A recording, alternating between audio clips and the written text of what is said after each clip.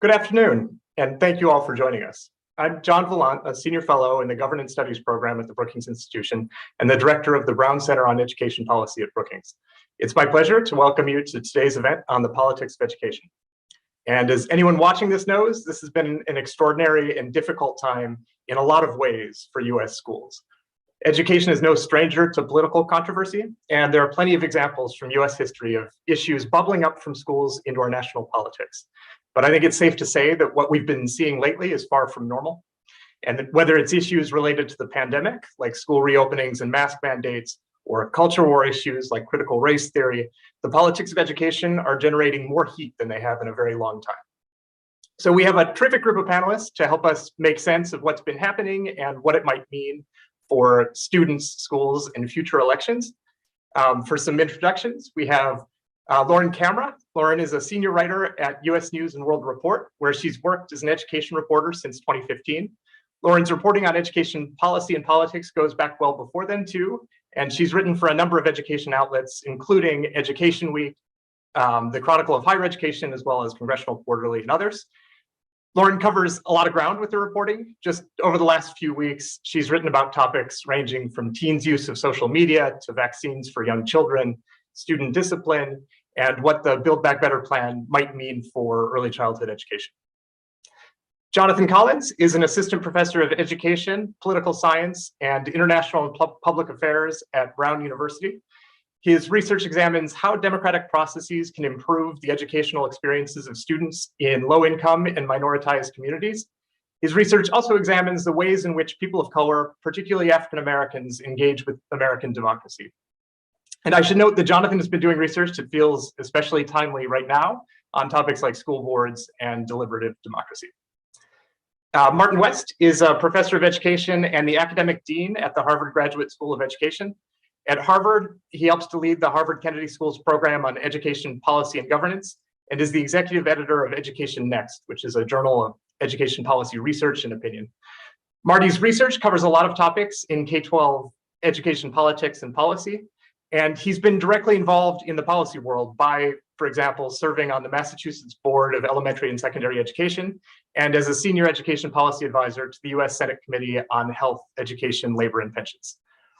Okay, so a couple of logistical notes before we get started. We have an hour for the session. We'll have a panel discussion for the first 45 minutes or so, and then we'll turn to questions from the audience, and I'll convey those questions to our panelists. If you have questions, you can send them via email to events@brookings.edu, via Twitter at BrookingsEd, or via Twitter by using the hashtag EduChat, which is EDUCHAT. All right, so to get started, and honestly, I feel like this has been such a wild topic that I could just sort of pose the question, what the hell, and then let you talk for an hour, but to put a little more structure around this. Lauren, I'd like to start with you, and I'm hoping you can kind of set the stage for us a bit. So you've covered national education news and politics for over a decade now.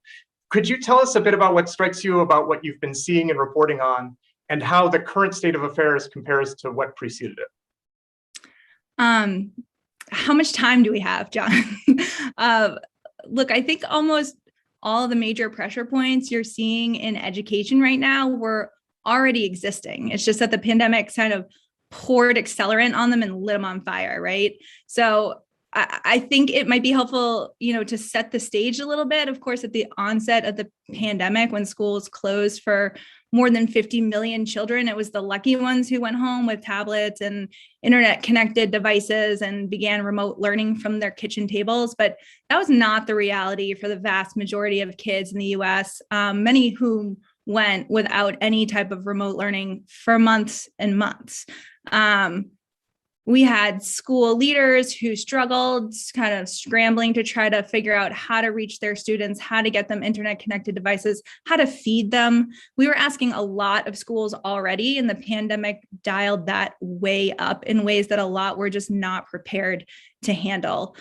For those of us who, live and breathe in this education policy and politics world, we've been talking for decades about inequities in between well-resourced school districts and under-resourced school districts, between kids from middle income and higher income and lower income families, between students of color and white students. But the pandemic really shined a light on this in ways that hadn't been done so publicly before.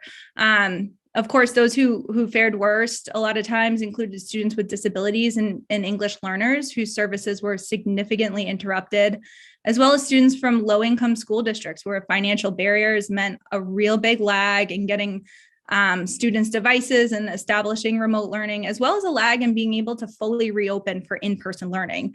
A lot of these districts dealt with much higher rates of community transmission and lacked resources to manage some of the CDC recommendation risk mitigation strategies, things like social distancing and PPE and sanitization and testing. And, in fact, it wasn't until this school year that many of them began welcoming kids back into the physical classroom.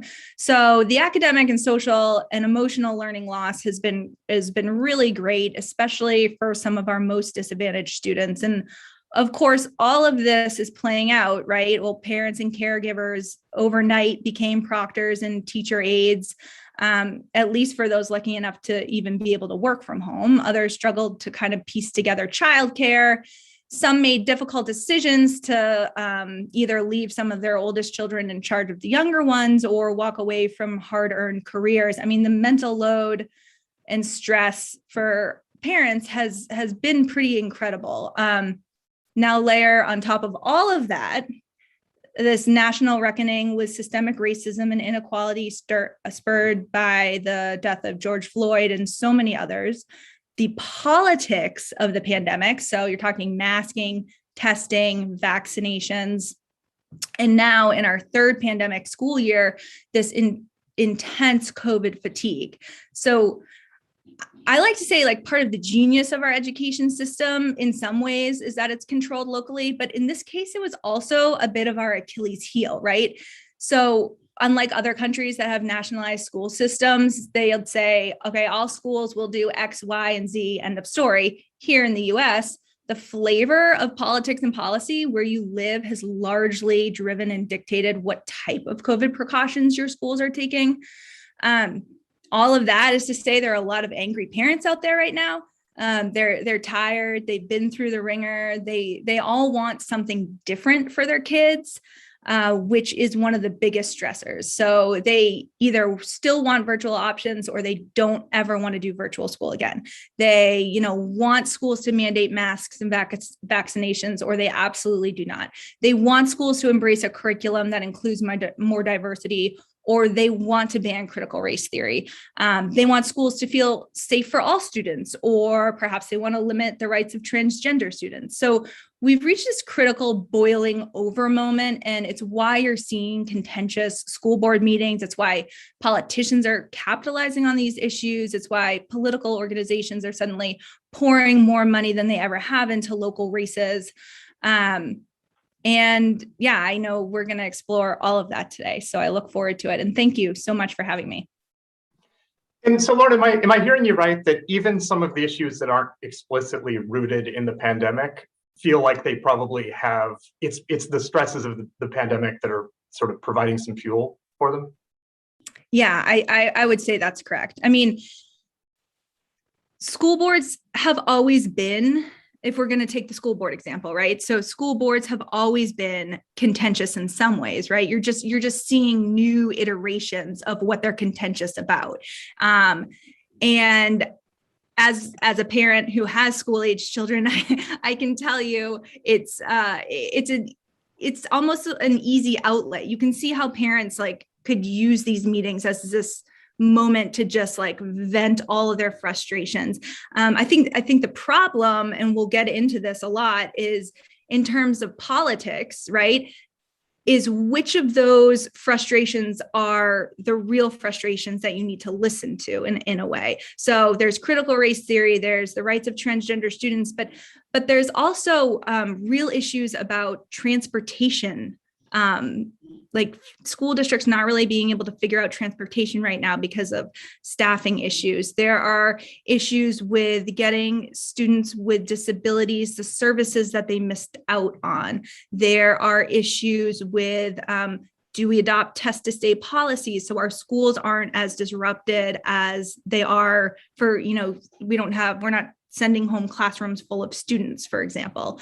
I think the difficulty for politicians is going to be sort of figuring out which ones they need to focus on. Great, thank you. So Marty, you have a slightly different vantage point when it comes to what's going on across the country, in that you've worked on the EdNext survey of public opinion, I think for more than a decade now, and studied how Americans think about schools and education policy. What strikes you about what you've seen in those polls, or kind of more generally? First, thanks, John, for the opportunity to be here today. It's great to be on the same panel as Lauren and Jonathan, and I look forward to the rest of the conversation.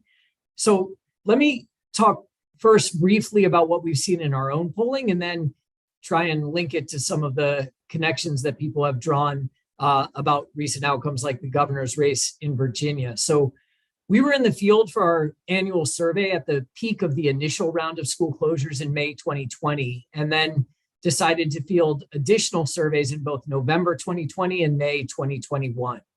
That means that we don't yet have any data from this school year, nor do we have any information related to the debate over critical race theory in schools, which, to be honest, is quite a new arrival on the scene.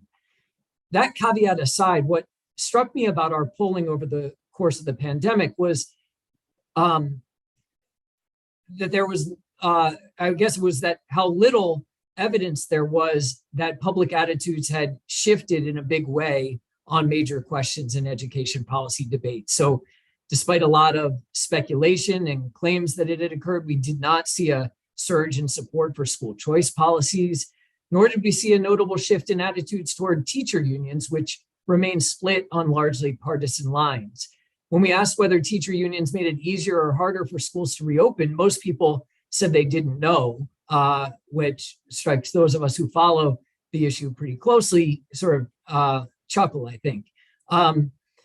The parents did express a lot of concern about learning loss, about other adverse effects of the pandemic on their children's mental and physical health, but they also said that they were broadly satisfied with how schools were responding to the challenges posed by the pandemic. So all of this in our own data makes me a little bit skeptical of claims that the pandemic has brought about a fundamental shift on public opinion on education.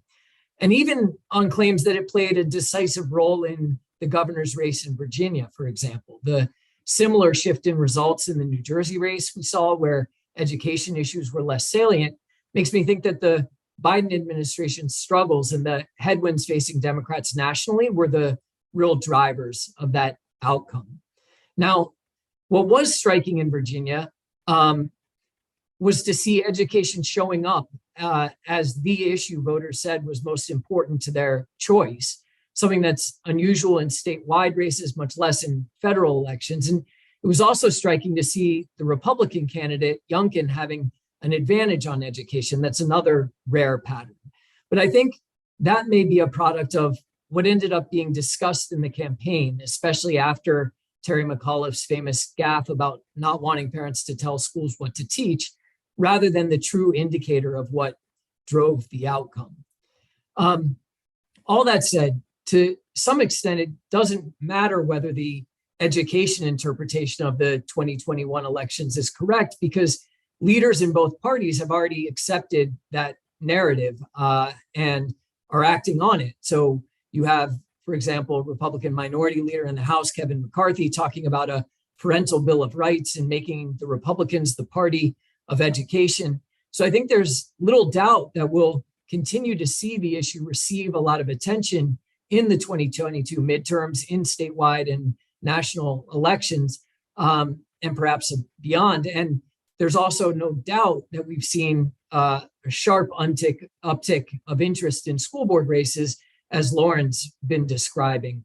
I guess it's just not clear to me yet whether that reflects a intensification of interest among a relatively small number of very agitated and concerned parents on a wide range of issues, or whether that reflects a more general shift in opinion. I'm not sure how general it is yet.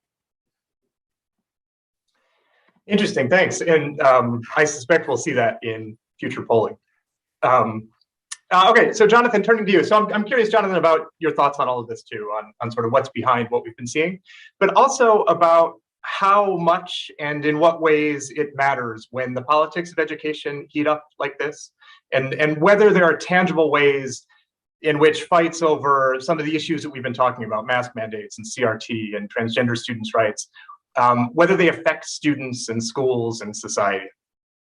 Well, I think that's an important question, John. I think the fundamental impact and the potential hazard relates to the extent to which these fights help us get it right, or in certain instances, prevent us from getting it right. And so, John, you use the word debate, and I think that word is critical. And so, true debate is grounded in fact and the search for truth. When it comes to issues like mask mandates or even vaccine mandates, these are issues that should be grounded in a clear and thoughtful understanding of what the evidence says, and also what it doesn't say. And so we have multiple randomized control trial studies now that provide evidence that wearing masks reduces the spread of COVID, right? For debate to be useful for our schools and our kids, we needed to center around this kind of evidence, but that's not what's happening. We're seeing misinformation spread from different corners of the internet, and instead we're having debates about whether or not COVID is real or some sort of made up conspiracy. And that's a theme that runs through the other hot button issues that you mentioned. Critical race theory, some white blame indoctrinating ideology. It's a line of thought emerging out of critical legal studies from some of our top law schools. And the aim is to make sense of why we see such strong, persisting racial disparities in outcomes. The main argument is that we have some racist laws that were put in place with discriminatory intent and have longstanding impacts on maintaining racial disparity. It's a legal lens, not necessarily a historical one. And no state or district, to my knowledge, has implemented, CRT teaching practices within their curriculum standards or structures. What we have seen is in California, parts of Arizona, policymakers have made moves to require students to take ethnic studies courses. Maine implemented an African American history course requirement. States like Delaware and New Jersey have made softer promises to better incorporate diversity and inclusion into the curriculum. But the notion that kids are getting taught to hate white people is simply not true. And then what we should be having a debate about is how to construct, adopt, and implement curriculum that actually enables students, especially kids who look like me, really, to feel empowered when they open a textbook or encounter a new subject area. But again, that's not the debate we're having. It's about race wars and teaching white kids to making sure that we teach white kids to not feel bad about themselves. And again, all of it is just rooted in misinformation. A similar thing happens when we think about transgender student rights. The CDC releases an annual report. John, you've written about this, the Youth Risk Behavior Surveillance report. In 2019, they found about 43% of transgender youth reported having been bullied on school grounds, compared to 18% amongst cisgender students. 29% said they'd attempted suicide. According to multiple outlets, 2021 was the deadliest year on record for transgender people, mostly dying as a result of violence. So when we talk about transgender rights, we're talking about keeping people alive, but that's not the debate. Again, John, you've written about this, about lawsuits being aimed at the Biden administration, filed by states who don't believe transgender students should have the right to access bathrooms and join sports teams. And I'm not saying that these aren't things that we shouldn't sort of sort out, but the debate we should be having is how we keep young people safe. It's the same debate we should be having when it comes to gun laws, but too often we're seeing too much distance between the most pertinent evidence on a policy-related issue and compared to the actual sort of debates that are materializing in school board meetings. And so I think, again, at the root of it all is just this issue of misinformation that seems to be spreading across these policy issues. Great, thanks, Jonathan. And so I want to turn a little more specifically to school boards, and school boards have come up already quite a bit, and it's obviously a big topic right now. We're seeing it in the news quite a bit. And Lauren, I'll start with you again, if that's okay. And I'm curious, partly to hear you talk about kind of what's been happening in school board meetings in particular, and what has struck you about the flare-ups in those meetings, and kind of what might be the reasons behind it. And then I'm also curious, so based on what Marty was telling us earlier about this sort of split between where we see all of this anger in school board meetings, but so far it hasn't necessarily been reflected in more representative polling, kind of how you make sense of that too. Yeah, so I would agree with Jonathan. I mean, some of this has really gotten out of hand. The National School Boards Association, they're not wrong when they characterize some of these threats that they're seeing as unprecedented. I think one of the things that's been interesting is the folks who are showing up to protest school board members and policies around critical race theory or making vaccination and masking policies. They're not the majority. And sometimes they don't even have children in the school system. They typically all have very similar talking points. This is something Jonathan spoke to a little bit. They're coming directly in a lot of cases out of these like how-to pamphlets that are funded by groups like Students for Trump or the Club for Growth. And that doesn't mean, though, that there aren't some really serious concerns being raised by parents who want to be heard. Things like, as I mentioned previously, like transportation issues, staffing shortages, test to stay policy, special ed services. And that's where things get tricky, weeding out like the noise from the legitimate issues. I think to Marty's point, I think his polling shows what essentially we're going to see is that the issues that are important will remain the issues that are important, whereas this sort of noise that we're hearing coming out of school boards will, I don't know when, don't have a crystal ball, but will probably dissipate some. I just keep thinking to, I guess, the off-year election cycle that we just had and some of the school board recalls, which I know we're going to get to and talk about a little bit more, and some of the folks who are, campaigning for school board positions and on issues like stripping critical race theory out of curriculums. They're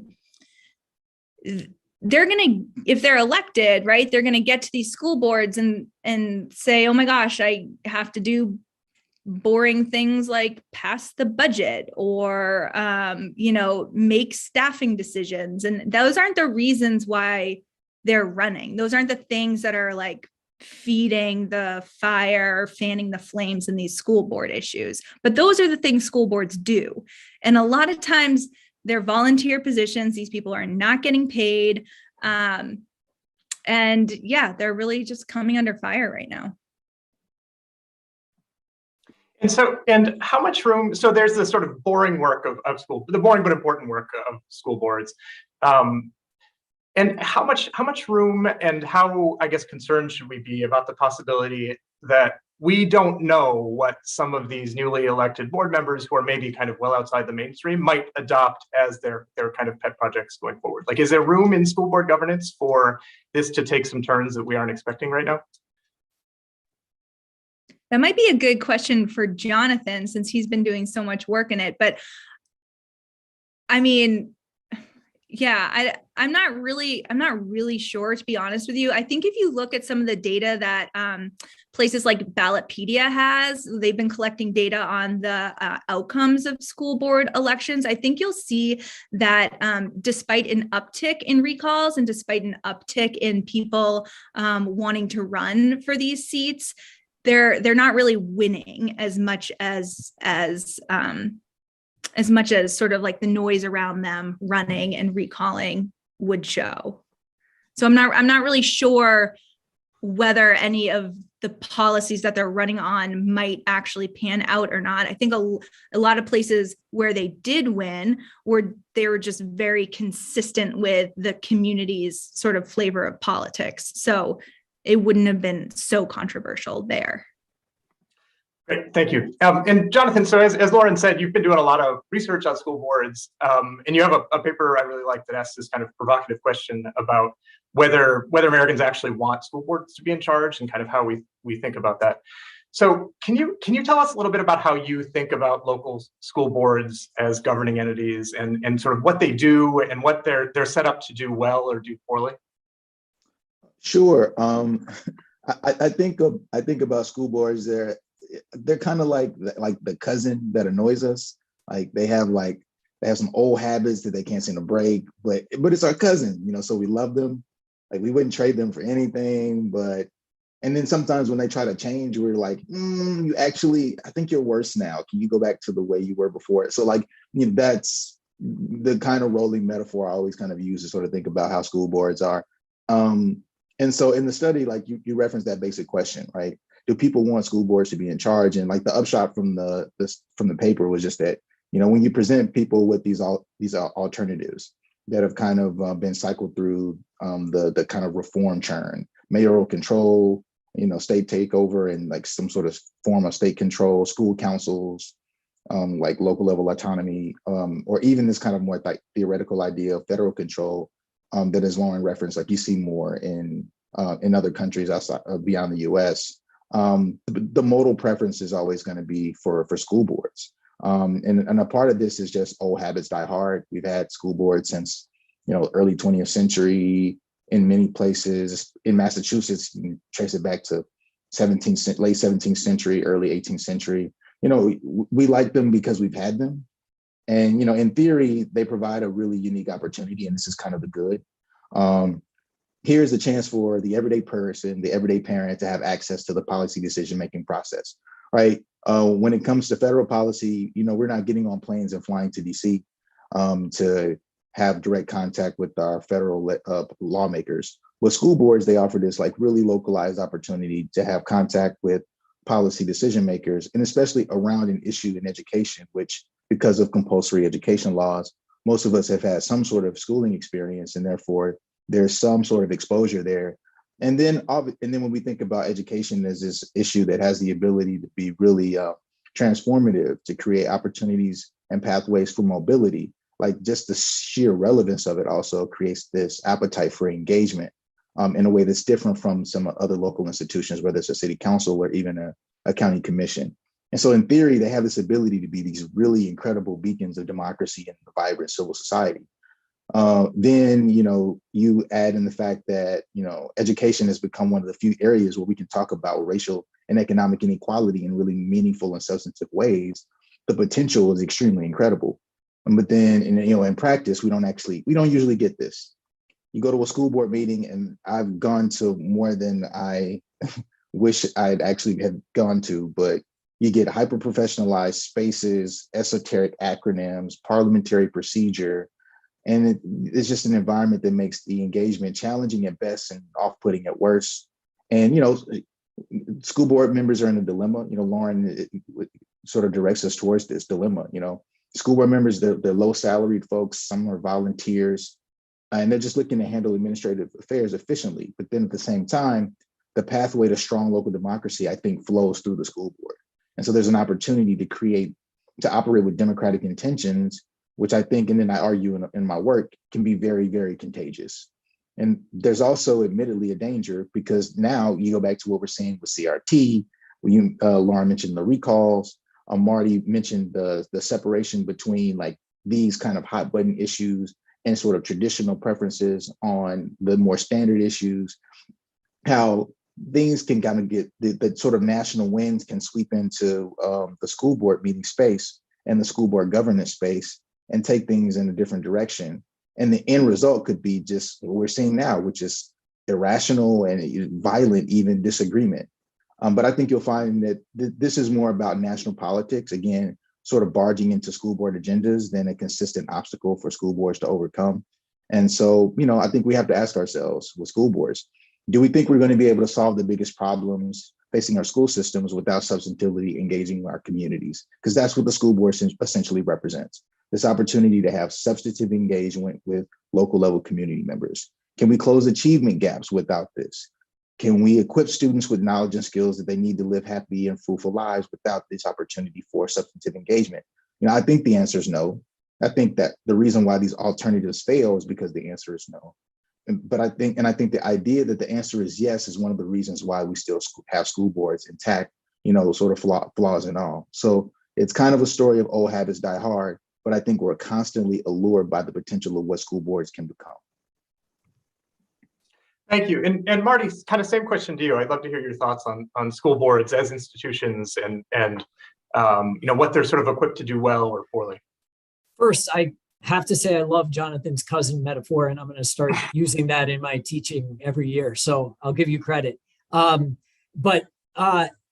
Look, one idea that hasn't been introduced yet that I think is important to keep in mind, especially at a moment in our national conversation where there's been a lot of attention to the issue of voter rights and voter rights suppression, is that as I think about the school board election system that we have in the United States, it's really largely designed as one big effort to limit electoral participation in school board elections. If you go back to the administrative progressive reforms that really shaped our current institutions of local control and education at the start of the 20th century, and Jonathan was referring to sort of that period, a big effort was made to change the dates of school board elections so that they would be off cycle in not held at the same time as statewide and national elections.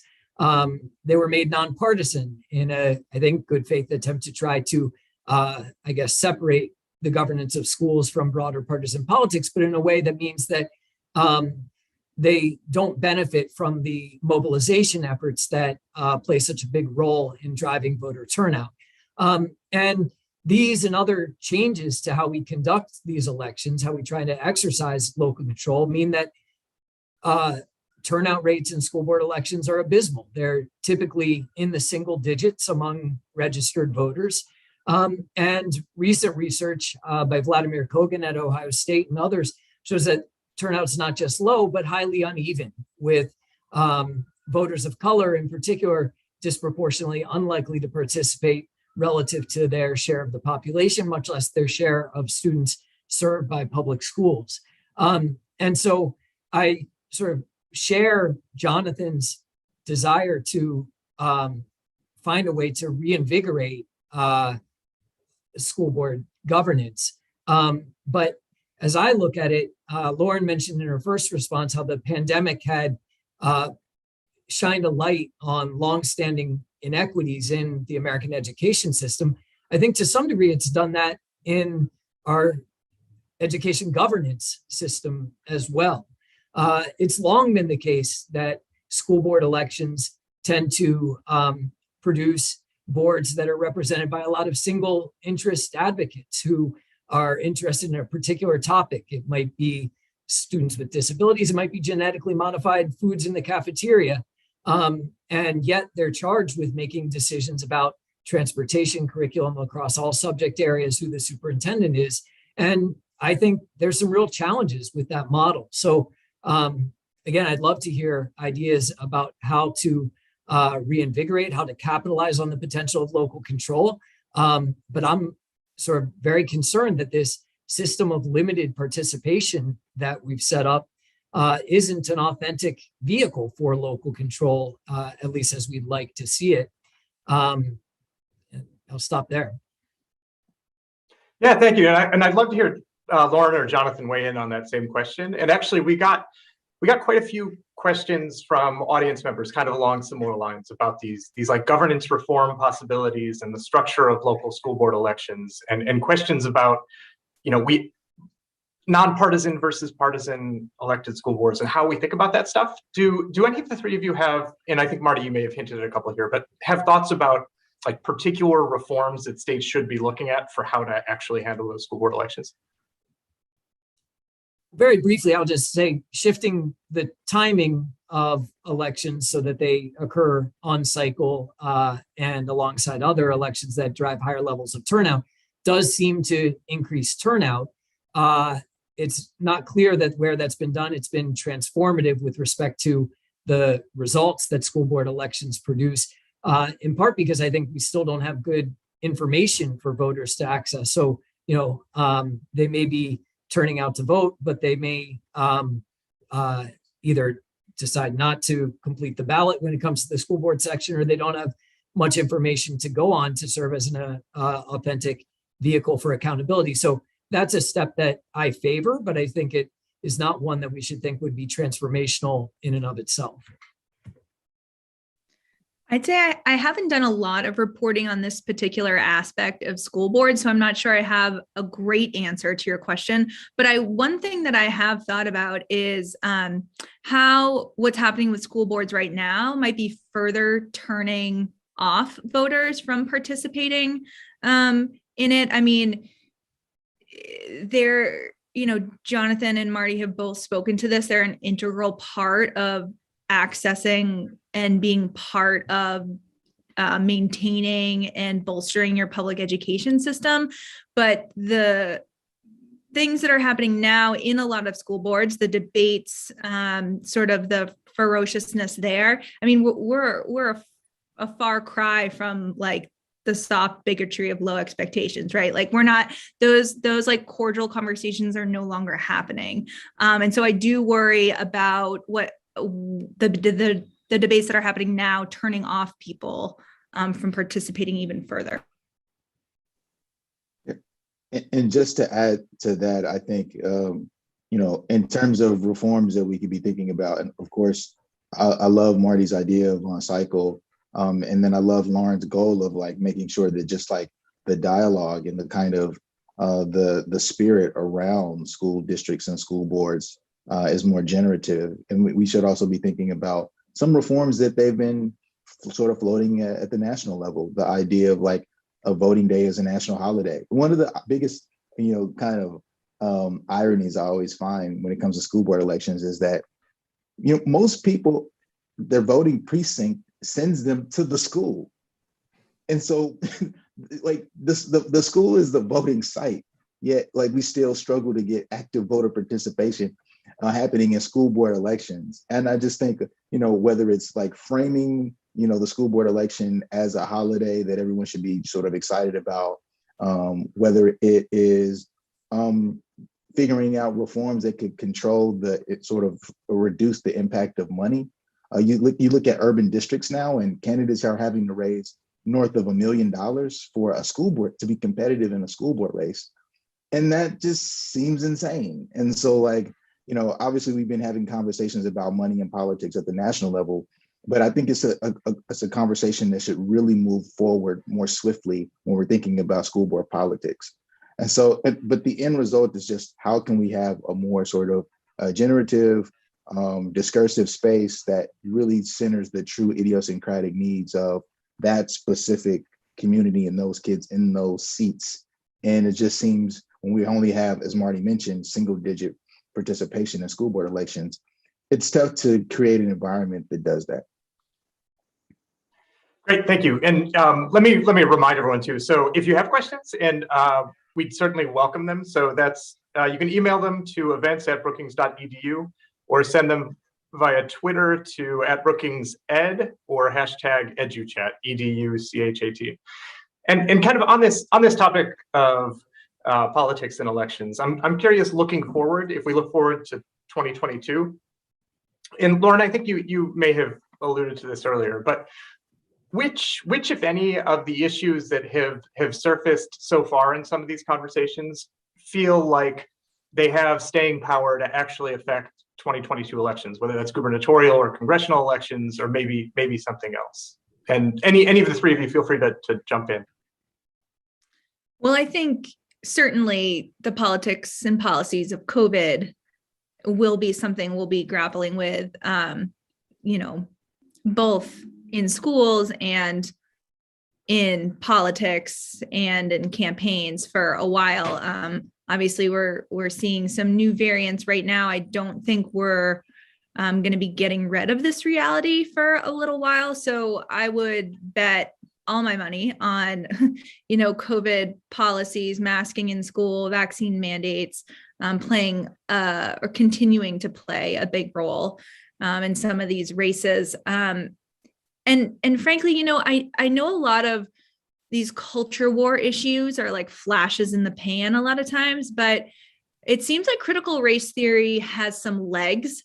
And I would not be surprised if this issue continues on, I think Democrats will want to turn it into, a more of a focus on inequity more generally, and point to some of the things that the Biden administration is trying to do to drive equity with some of the extra federal aid that school districts are seeing. But, what happened in Virginia, for Republicans, that was a huge win. And so I don't see that issue going anywhere. I think, parental voice is going to be another big topic that we're going to hear a lot about. I talk to folks now who will say, well, look, Republicans can run on the stance of, well, we open schools, or we never really closed schools to begin with. And I think that, at least at a national level, is something Democrats are going to have to start dealing with. The first thing that comes to me, John, is just the issue of parental rights that Lauren alluded to. You saw Republicans in the House of Representatives talking about a parental bill of rights, a right to know what your child is learning. So I think you'll hear calls for transparency around curriculum. I think you'll hear calls that, ironically, because I don't see it as a way of expanding parent rights, but at the state level, you'll see continued moves by Republican legislatures to ban critical race theory and its variants in schools. I think those laws are largely symbolic, given what John explained earlier about the actual status of instruction on those issues. But I think you'll probably also see, in an effort to try and do something more substantive on the issue of parental rights, continued efforts to expand school choice policies in Republican-controlled states. We saw a big wave of this activity amid the pandemic. As I said earlier, I don't think that was driven by a sudden surge in public enthusiasm for specific policy proposals, but it was certainly an effort by elected officials to link a strategy that they favored to the concerns of the day at a time when many private schools were succeeding in getting kids back in school much more quickly. And so I would not at all be surprised to see those efforts continue and be part of the broader debate at the state level over the next year. And one final thought on this, I think the more that happens over time, that's a strategy that's going to unfold primarily in red states. And I think we may end up seeing, more so than we have in the past, the emergence of some pretty different models of education across the US, the red state model and the blue state model, that may be more distinctive than we're used to. Can you say more about that? So in what way? What does that separation end up looking like? Well, I think there'd be differentiation around spending levels, around approaches to teacher licensure, around approaches to school choice, above all, where you may have some states that are much more comfortable with a variety of providers of publicly funded education, a variety of schooling models, and others that are more in the one best system mold as we've traditionally understood it. And, we've already started to see some variation along those lines. It hasn't always been strictly on a red state, blue state basis, but it's speculative, but it's something that we could see emerge over time. That's a really good observation, Marty. I think you're right on the money with that. And we had, if I can pull in another audience question here. So we had a question, this one from Patrick Soper from the Accreditation Commission for Schools. And he asked how much all of this has been a red state versus blue state issue. And so whether it's kind of looking forward at how policies will change, or it's how like these school board fights have been playing out. Do we know, has it looked different in red states and blue states, or maybe in urban, suburban, rural areas? Like, do we know anything about how this is playing out differently in different places? I can jump in about the CRT issues as it relates to that question, because I think it illustrates something that I wanted to kind of underscore of why Marty's comments were so important, and which is that when you look at what's happening with CRT, there is very much a blue state, red state divide, but it's lopsided in that what we're seeing is on the right, the messaging is much clearer than the messaging on the left. The messaging on the right is we are anti-CRT, and we are going to craft bills in the state house that explicitly ban this thing that's not taught. Versus what we're seeing on the left is an inability to formulate a message. Well, one, how do you formulate a message around something that's not taught? But regardless, what you're seeing are sort of disparate and totally different types of policy responses. As I mentioned, you have California that decided to implement an ethnic studies requirement. Then you have a state like, I think Kansas put out an intention to embrace diversity. You have, again, Maine that implemented a requirement for African-American studies courses. So when you have a range of responses that are kind of in a constellation in relation to the issue versus on the other side, the messaging is consistent and it's firm and it's clear. You have this divide, but the divide is not going to be balanced. And the question is, well, why? What is to be gained by this? And it seems like it's an opportunity that the right is using to generate political power to do other things. I think if you ask someone who's in a state house in a conservative state, in confidence, they would tell you that their issue is not CRT. I think their issue would be to do some of the things that Marty underlines.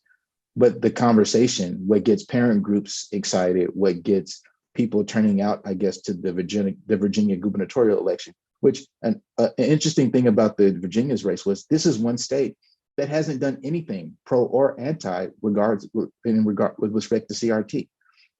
Their state house, I don't think, has even taken up any sort of debate around CRT, yet it becomes one of the primary issues that bubbles to the top during the gubernatorial race. So you can start to see how, these things are being used as kind of like political baiting, but it turns in terms of policy. What we're seeing is the folks on the right want to use this as opportunities to make the kinds of policy changes that they want to make. And you'll see that those policy changes aren't really related to the thing that we're talking about on the campaign trail. This is my speculation. Yeah, and all three of you have mentioned the Virginia gubernatorial race, and I'm curious if what you think. And Jonathan, you just mentioned the Democratic Party's struggle to articulate anything on those issues. I'm curious if any of you think that there are certain lessons that either the Democratic or Republican parties are drawing from what happened in Virginia that we might see going forward in some of these races. Well, certainly, I would say you can't say that parents shouldn't have a say in their children's education, right? This is now like the famous gaffe from McAuliffe, complete unforced error. I mean, that's going to be something that haunts Democrats for the next few election cycles, probably. But I think a lot of the energy in the Virginia gubernatorial election was focused in Loudoun County, right? I mean, to Jonathan's point, critical race theory became sort of this boogeyman there. And in a way, Republicans were able to capitalize on it, even though that wasn't really, Youngkin didn't have any grand education proposals, right? It was just that's what they were able to capitalize on. It kind of took the oxygen out of the room. So I think that is the perfect example there. I don't know. What do you think, Marty? Well, someone sent me a Democratic strategist report recently analyzing the Virginia election based on a series of focus groups. And, their interpretation of the parents' gaffe was that the problem with it was that it played into an existing narrative that Democrats weren't listening to parents when they kept schools closed for too long, and that they had sort of not been sufficiently responsive to the community. And so I think that's the lesson that Democrats are drawing from it, that they need to not come off as the party of, I don't know, technocratic expertise that is not sufficiently attentive to what parents want. Republicans, I think, are too often thinking that the issue of CRT was a decisive factor in Youngkin's success. I've already called that narrative into question. And I think there are other things you could say about why I don't think that was the real reason he won. I think if Republicans draw that lesson, it'll be the wrong one, because I've seen other polling recently from groups like Echelon Insights that say, look, like 80% of the country wants a honest, critical presentation of American history in K-12 schools. 75% of the country favors efforts to increase the representation of Black, Indigenous, and other people of color on English reading lists. I think there's actually, when it comes to questions of curriculum, much more consensus than is reflected in this debate over this abstract concept, and that these efforts to ban, and I don't know what to call it, but ban this approach in K-12 schools are likely to backfire, that they're actually not going to appeal to a broad range of voters.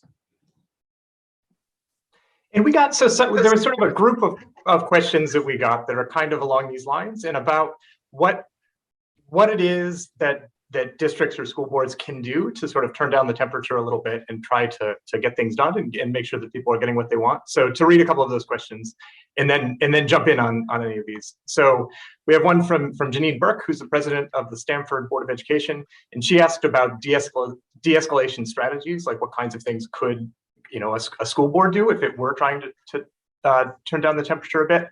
William Maxwell from Great Decisions: should schools communicate about how they will teach about race and distinguish that from CRT? And so I'm curious for those we have with us who are working in schools and working on these issues and have things they need to do, how do you operate in an environment where everything feels so touchy? This is a great story idea for me, and I should probably look into it. De-escalation strategies. I'm putting it on my to-do list. I think school boards are in a tough position with that, though, because if you think of like, okay, we want to take down the temperature, maybe this time we won't invite people. Maybe we'll just do it like on virtual. Then you get called for like dinging people's First Amendment rights. It's kind of like they're in a really tough spot with this. I'm not sure what the right answer is. Have you, either of you, seen any good strategies implemented for this? Well, I think before we discuss the strategies, I want to make a point that I think ties well with Marty's last point, which is that, as I've been continuing to study school boards across the US, and especially school board meetings, the thing that I'm consistently finding is that they're not the modal school board meeting in no way mirrors the kind of school board meeting you're seeing reported in the media. You're still seeing school boards sit down and have very pragmatic conversations about, very idiosyncratic issues related to districts. They're still approving contracts for vendors and contractors. They're still,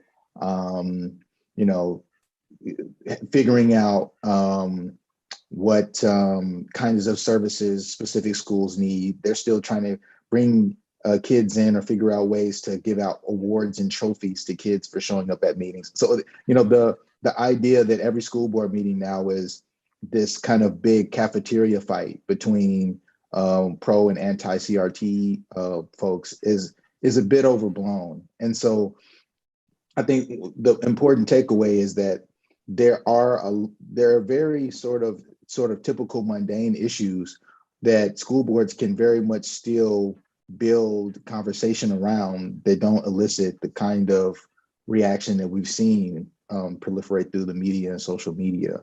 But the fundamental question, though, is what do we do when we have people show up at these meetings and essentially try to hijack them with these questions about sort of, or things that I think are pretty much driven by their sort of national politics and ideology. What do we do in those situations?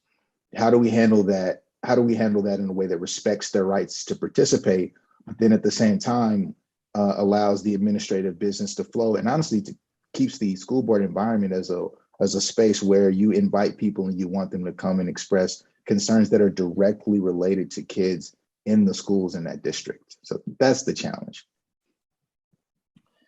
Hard one, yeah. And then we got some questions about teachers and teachers unions too. So to read a couple, I have one from Jennifer St. Clair, who's a special ed teacher in the Santa Fe Public Schools. What do recent events mean for teachers? And then one from Melissa Lyon at Brown University. How do you think teachers unions and or strikes have intersected with partisan polarization to either dampen or exacerbate hostilities?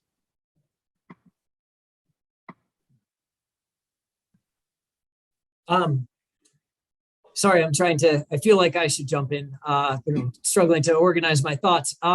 We have not seen a ton of actual strikes or other labor actions over the course of the pandemic. We've seen some threats. The wave of strikes has been in the several years leading up to the election, where you saw quite widespread activity in some states. As we've looked at that wave of activity in our polling, we saw actually that the strikes did not sort of lower the reputation of unions in the public's mind. In that sense, the union sort of won the strike. And I think as we've entered this pandemic period, again, somewhat to my surprise, they seem to have succeeded in presenting themselves as not an obstacle to what parents want when it comes to reopening schools. So at least when it comes to sort of public understanding of the role of unions, and I haven't seen much in the way of fallout for the unions from the activities over the past 18 months. Lauren, can I pick on you with, oh, I'm sorry, Jonathan, go ahead. No, go ahead. Lauren, you can jump in. Yeah, Lauren, I'm curious kind of what you've seen and what you interpret about the way that the unions have engaged over the last months and last couple of years. Yeah, I was really surprised by the EdNext polling, Marty, when that came out, because it seemed like teachers unions were getting dinged and blamed for a lot of the slow reopenings or continued closures. But I think what's interesting right now, and like what I'm kind of focused on as a reporter and watching and really interested in to see where it goes, is with the teacher shortages right now in some school districts, where you're having, maybe districts are closing for every Friday, or they're having to start, giving some mental health days off here and there, or trying to move teachers from, to double dip on teachers and ask administrators to cover some classes and things like that. They're really getting pinched right now. And I'm curious to watch and see, especially leading up to the 2022 midterms and some of the gubernatorial elections, how this plays out in states. There's, and I don't want to make too much of it, because I don't think it's like a I don't want to amplify something that doesn't really exist, but there is this sort of like push and pull between what parents need in terms of like a school schedule that they can count on, and what schools are able to provide given all the stressors that they're under right now. And I think that's going to be really fascinating to watch, to see how the teachers unions handle that, because that's a really tough one. And I feel like whenever I talk to people in schools, it's shortages that are top of mind. Yeah. Whether it's teachers or substitute teachers or bus drivers, like that is sort of top of mind. So we have just a minute left. And this is an unfair question for like 10 seconds, but I'm curious if we look back at this era a decade from now, whether this is going to feel in your mind like a blip, like a weird moment in politics, or if we're seeing something more substantive than that. Do either of you have like a quick, or any of you have a quick reaction to that question? I'll say, to continue the theme that I started with today, that I think there's been a little more continuity and a moment revealing aspects of a system that were already there rather than a fundamental departure. So I also think that education systems are inherently very conservative in the sense of being resistant to change. So I'm always inclined in that question to think blip rather than tectonic shift. And so that's where I would be placing my bets.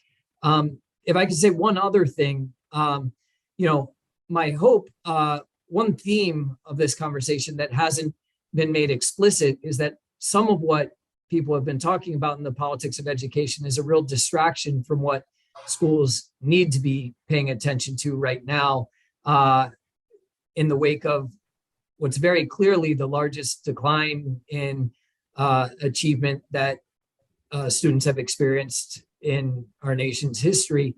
And, my hope is that we'll be able to refocus our energies on that problem and strategies to address it as quickly as possible. Thanks, Marty. And I think that very well taken point. I think we all probably agree on that one. I feel like this conversation could honestly go like 8 hours, but it can't because I'll get in trouble. So let me thank the three of you. Thanks to Lauren, to Marty, and to Jonathan. And thanks to everyone for sticking with us and engaging with really good questions. And we hope to continue the conversation soon. So thank you. Thanks for watching. Be sure to like and subscribe for more videos from Brookings.